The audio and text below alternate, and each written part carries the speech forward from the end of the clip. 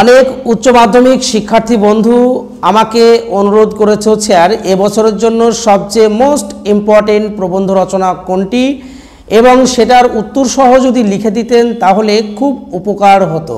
তাই তোমাদের কথা ভেবে আমি 2025 ফাইনালের সবচেয়ে মোস্ট ইম্পর্টেন্ট যে প্রবন্ধ রচনা সেটা হলো দ্বিশতবর্ষে মাইকেল মধুসূদন দত্ত। এটা আমি নিজের হাতে তোমাদের জন্য শ্রম দিয়ে লিখেছি। তোমরা অবশ্যই ভিডিওটি প্রথম থেকে শেষ পর্যন্ত দেখবে, প্রয়োজন হলে স্ক্রিনশট করে তোমরা এটা পড়তে পারো। আর যদি কারো পিডিএফ প্রয়োজন হয় অবশ্যই কমেন্টস করে জানাবে। তো চলো কথা না বাড়িয়ে আমরা স্ক্রিনে পরপর দেখতে থাকি। চলো তাহলে আমরা দেখে নিই। দেখো, দ্বিশতবর্ষে মাইকেল মধুসূদন দত্ত। প্রথমে তোমরা করবে ভূমিকা বা সূচনা। দেখো আমি পরপর তোমাদের দিচ্ছি, ধীরে ধীরে তোমরা স্ক্রিনশট করে নেবে যদি প্রয়োজন মনে হয়। দেখো সূচনা প্রথম পয়েন্ট, তারপরে দেখো আছে জন্মস্থান, তারপরে দেখো আমি এখানে চুজ করেছি পারিবারিক পরিচয়, দেখে নাও। তারপরে দেখো আছে বিবাহিত জীবন, খুব সুন্দর করে গুছিয়ে তোমাদের জন্য করেছি। যাদের প্রয়োজন মনে হবে অবশ্যই তোমরা যদি উচ্চ মাধ্যমিক শিক্ষার্থী হয়ে থাকো এটা অবশ্যই তোমরা করে নাও, পড়ো, মোস্ট ইম্পর্টেন্ট। তারপরে দেখো পয়েন্ট আছে শিক্ষা জীবন। শিক্ষা জীবনটা একটু দেখো বেশি লিখতে হবে। তারপরে দেখো শিক্ষা জীবন শেষ, তারপরে চলে আসলাম। দেখো পয়েন্ট আছে কর্মজীবন, কর্মজীবনে চলে আসলাম। তারপরে দেখো পরপর চলো আমরা দেখে নিই, একটু বড় হবে, 10 নম্বর থাকে, এটা লিখতে পারলে তুমি একদম পুরো 10-এ কি 10 পেয়ে যাবে।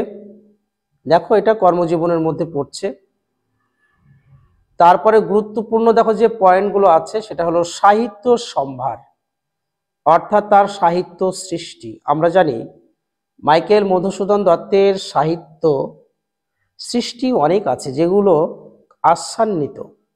তো দেখো সাহিত্য সম্ভারের মধ্যে আছে কাব্য, দেখো আছে বাংলা কাব্য, ইংরেজি কাব্য, তিনি প্রথমে ইংরেজিতে লিখেছিলেন, বাংলা কাব্য আছে, তারপরে নাটক আছে, তারপর দেখো আছে প্রহসন আছে, তিনি 2টো প্রহসন লিখেছিলেন। দেখো সাল পাশে দেওয়া আছে, তোমরা যদি সালগুলো মনে রাখতে পারো তাহলে ভালো, আর যদি মনে রাখতে না পারো টেনশনে কিছু নেই, সাল দেবে না। এবার দেখো যেটা খুব গুরুত্বপূর্ণ একটা পয়েন্ট আমি করেছি সেটা হলো বাংলা সাহিত্যে মধুসূদনের অবদান। বাংলা সাহিত্যে তার অবদান দেখো, তার প্রথম দেখো যে নাটক শর্মিষ্ঠা 1559-এর মাধ্যমে পাশ্চাত্য রোমান্টিক নাট্যকলার আদর্শে এটা প্রদর্শিত হয়েছে। তিনি বাংলা সাহিত্যে প্রথম প্রহসন এবং সর্বশ্রেষ্ঠ মহাকাব্য তার মেঘনাদ বধ কাব্য তিনি রচনা করেছিলেন। তিনি সর্বপ্রথম অমিতাক্ষর ছন্দ কি করেছিলেন ব্যবহার করেছিলেন। তিনি সর্বপ্রথম পত্রকাব্য বীরাঙ্গনা রচনা করেছিলেন। অর্থাৎ তার প্রতিভার দৃষ্টান্ত কিন্তু পাওয়া অনেকটাই জটিল। তারপরে দেখো আমরা পয়েন্ট করেছি গুণীজন সান্নিধ্য, মানে কার অনুপ্রেরণায় বা কার কাছে তিনি অনেক কিছু পেয়েছিলেন। দেখো তাদের নাম, এনাদের নাম এখানে দেওয়া রয়েছে। তারপরে দেখো বন্ধু বৃত্ত, তার বন্ধু কে কে ছিল, তোমরা যারা পড়েছো এটা জানো, তার বন্ধু অনেকেই বন্ধু ছিলেন। সবাই দেখবে প্রকৃত বন্ধু হতে পারেন না, তবে এখানে অনেকে বন্ধুর কথা আমরা আছে পেয়েছি, দেখেছি। তারপর দেখো শেষ জীবন, আমরা জানি মধুসূদন দত্ত শেষ জীবনটা ভালোভাবে কিন্তু কাটেনি। আমরা জানি দ্বিতীয় বিবাহ ছিল, প্রথম বিবাহ বেশি দিন স্থায়ী হয়নি, দ্বিতীয় বিবাহ তোমার ছিল সোফিয়া দেবে, তার দ্বিতীয় স্ত্রী ছিলেন, তার সঙ্গে তার শেষ জীবন অতিবাহিত হয়, কেটে যায়। শেষ জীবন তার কষ্টে কাটে। এবার দেখো শেষ কথা, অর্থাৎ তার যে মৃত্যু আমরা দেখেছি। এই শেষাংশটা তোমরা লিখবে, দেখবে দ্বিশতবর্ষ হিসাবে কিন্তু এটা রচনা আছে। তোমরা অবশ্যই এটা শেষাংশে উপসংহারে তোমরা এটা উল্লেখ করবে। দেখো আমি একটু বলি, সেই যুগ প্রবর্তনের অগ্রদূতকে বিশ্ব দ্বিশতবর্ষ উপলক্ষে শতকোটি প্রণাম, তিনি পাঠকের হৃদয়ে চিরস্থায়ী আসন লাভ করেছেন। অবশেষে 1873 সালের 29শে জুন দুপুর দুটোর কবির জীবনদীপ নির্বাপিত হয়, অর্থাৎ তার মৃত্যু হয়।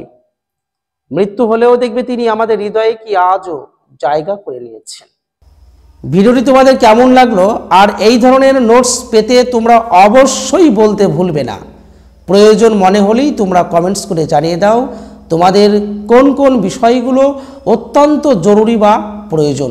আমরা সঙ্গে সঙ্গে তোমাদের রিপ্লাই দেব, অর্থাৎ প্রশ্নের উত্তর এর সমাধান করে দেব। ভিডিওটি কেমন লাগলো, যদি ভালো লেগে থাকে অবশ্যই লাইক, শেয়ার এবং কমেন্টস করবে। আর চ্যানেলটি যদি সাবস্ক্রাইব করে না থাকো তাহলে অবশ্যই সাবস্ক্রাইব করে সাথে থাকবে। সকলকে ধন্যবাদ।